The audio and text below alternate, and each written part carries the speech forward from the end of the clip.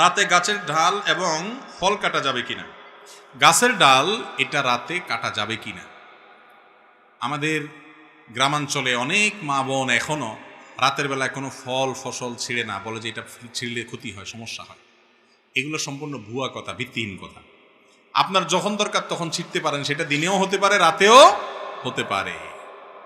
অনেক মা বোনরা এরকম আছে, আমি নিজেও দেখেছি যে একটা লাউ ছিঁড়ে দিবে, ছেলে ঢাকা যাচ্ছে নিয়ে যাবে, বলে না না রাইতে এখন ছিঁড়া যায় না, এটা সকালে ছিঁড়তে হবে। তো এগুলো আমাদের মন গড়া মাসালা, কোরআন হাদিসে এরকম কোনো কথা বলে নাই। আপনার প্রয়োজন হলে কোনো গাছের ডাল, কোনো আপনার সবজি, কোনো কিছু এটা রাত্রেও ছিঁড়তে পারেন, দিনেও ছিঁড়তে পারেন। ইসলাম যেটা বলে নাই সেটা নিজের থেকে যদি বলেন সেটা কুসংস্কার, সেটা কখনো কখনো বেদাত হয় এবং বেদাতের ঠিকানা জাহান্নাম হয়, ডেঞ্জারাস কথা।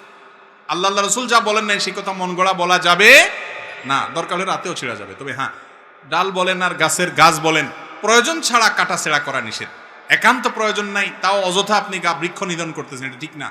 যেটা পরিবেশের ভারসাম্যের জন্য প্রয়োজন, সে গাছ রোপণ করার জন্য আমাদের রাসূল সাল্লাল্লাহু আলাইহি ওয়াসাল্লাম নির্দেশ করেছেন। বিনা প্রয়োজনে গাছ কাটা যাবে না। প্রয়োজন আছে কাটেন, 100 বার কাটেন, কিন্তু সেটা রাতেও কাটতে পারেন, দিনেও কাটতে পারেন, কোনো অসুবিধা নেই। আল্লাহর হুকুমে সব কিছু হয়, এটার যৌক্তিক ব্যাখ্যা সংক্ষিপ্তভাবে বলবেন। আল্লাহর হুকুমে সব কিছু হয়, এই কথাটা এইভাবে বলা ঠিক না। বলতে হয় সব আল্লাহর জ্ঞাতসারে হয়, আল্লাহর অজান্তে কিছু হয় না, কে কি করে সব আল্লাহ জানে, এটা ঠিক। আল্লাহর হুকুমে সব কিছু হয়, এই হুকুমে বলতে আমরা যেটা বুঝি সাধারণত ওই অর্থে এটা ঠিক না। কারণ একজন চোর চুরি করে, সেটাও কি আল্লাহ হুকুম করছে তারে? তবে হ্যাঁ, আমরা যারা বলি আল্লাহর হুকুমে সব কিছু হয়, আমাদের উদ্দেশ্য ওইটাই, মানে যে যা করে আল্লাহ তাআলা জানেন কে কি করতেছে, তাকে করার সুযোগ আল্লাহ দিয়ে রাখছেন, কিন্তু আল্লাহর হাতে সেটা আল্লাহ দেখতেছেন। আল্লাহর হুকুমে মানে আল্লাহর নিয়ন্ত্রণে আছে, আল্লাহ দেখতেছেন, আল্লাহর জ্ঞাতসারে আছে, এর মাধ্যমে সব কিছু হয়। আল্লাহর অনুমতি বা আল্লাহর জ্ঞাতসার ছাড়া কিছু হয় না, এটা ঠিক আছে।